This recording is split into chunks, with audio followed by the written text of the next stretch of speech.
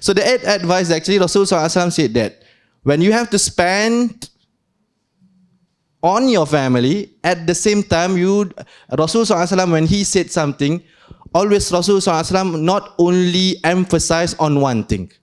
So Rasul SAW, when he says spend your wealth, part of your wealth or part of your sustenance is actually your time. It's actually your energy. It's actually your good health.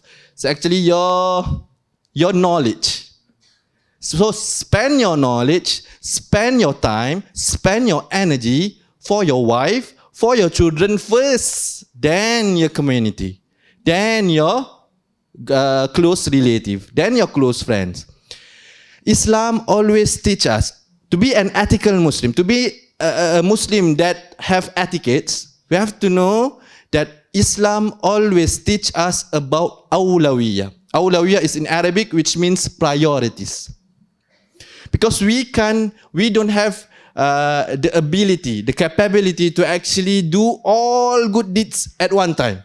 So Rasul SAW always teach us about priority, about wajib, sunnah, then haram, then makruh, and also mubah. Not that Rasul asks us to do haram things, but to actually understand doing wajib can actually give us big rewards, and doing the sunnah is actually to enhance the wajib deeds, and to refrain haram is actually as good as doing good deeds. Yeah.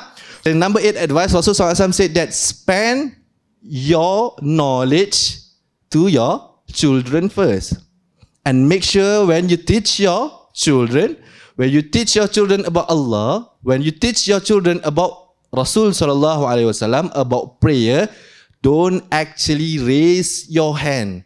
Don't actually raise your rod, right? In this hadith, Rasul sallallahu alaihi wasallam actually used the word,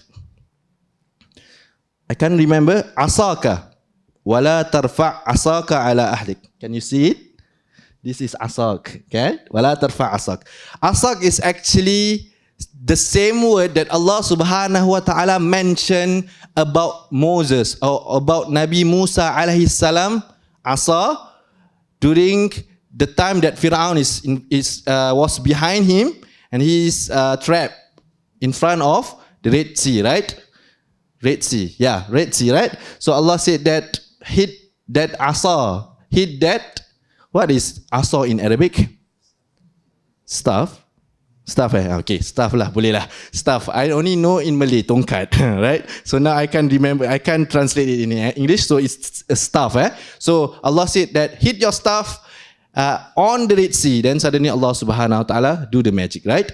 Walhasil, dia dah kecil sorry. Wala tarfa' asaka. So Rasul sallallahu alaihi wasallam said that don't actually raise the staff on your children while you are teaching them about Allah subhanahu wa ta'ala. Meaning that Rasul sallallahu alaihi wasallam is actually indirectly telling Abu Darda that when you want to teach your son, when you want to teach your daughter, when you want to teach your close relative about Allah, please teach them with love. Please teach them that Allah subhanahu wa ta'ala is the most merciful, right?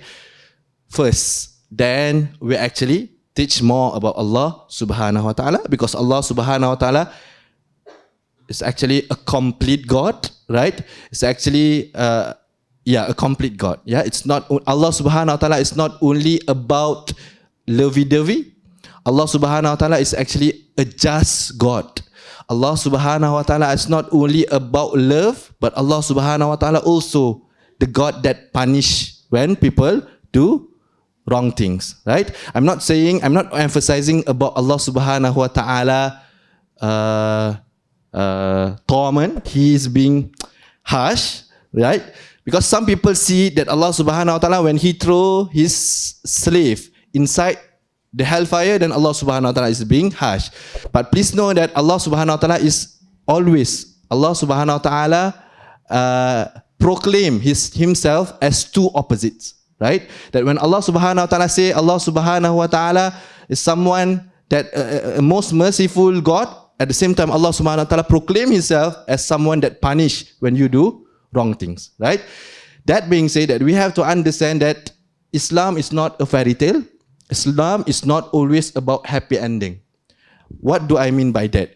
I mean, of course, all of us want happy endings. We want to be in the Jannah. We want to be in the paradise. But Allah subhanahu wa ta'ala always teach us, always tell us about this dunya is not the place that we will be happy all along, all the way. Right? We have to have struggles. We have to have trials. That when we have that trials, then Allah subhanahu wa ta'ala will know, which before that trial, Allah know already about our state. But with that trial, Allah subhanahu wa ta'ala is telling us that that is your worth.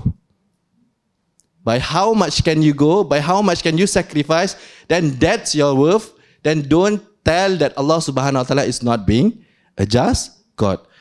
I hope you can understand my subtle explanation, inshallah.